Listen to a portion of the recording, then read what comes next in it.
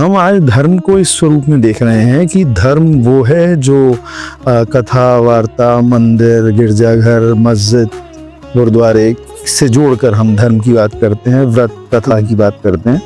मगर आज सबसे पहली ज़रूरत है हमारे लिए कि हम ह्यूमन रिलीजन पे बात करें। जब भी कोई बच्चा जन्म लेता है तो वो कभी भी किसी धर्म का नहीं होता, उसका धर्म उसके ऊपर आरोपित है, यानी कि बाद में उसके ऊपर ला दी जाती है वो बात कि तुम इस धर्म के हो।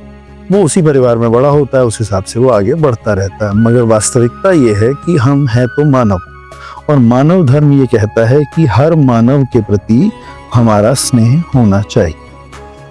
परिवारों की भी जो व्यवस्था है वो वास्तव में जीवन में उस स्वरूप में आगे बढ़ने के लिए बनी जिसमें हम एक दूसरे की पूर्ति करते हुए व्यवहारों की आगे बढ़ सकें। मगर वो विषय भी अब समाप्त हो गया, माइक्रो फैमिलीज पे बात आ गई, सब सारा कुछ हो गया। तो वो जो हमारे पेशेंस की, हमारी बाकी सब चीज़ों की जो एक बढ़ने की एक एक्सरसाइज होती थी ना जॉइंट फैमिलीज में रहकर, तो वो धीरे धीरे ख़त्म हो गई है।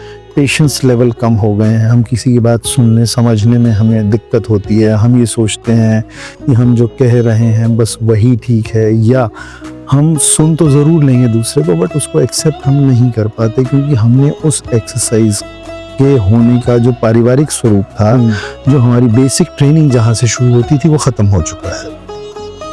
तो ये एक बहुत बड़ी अव्यवस्था समाज में इस वक्त बढ़ चुकी है, जब हम लोग तैयार नहीं हैं किसी को भी एक्सेप्ट करने के लिए। एक्सेप्टेंस का मतलब ये है विचारों को एक्सेप्ट करना, और उसके बाद उसमें से जो बेस्ट हो वो निकालना। हम तो सुन भी नहीं पाते हैं किसी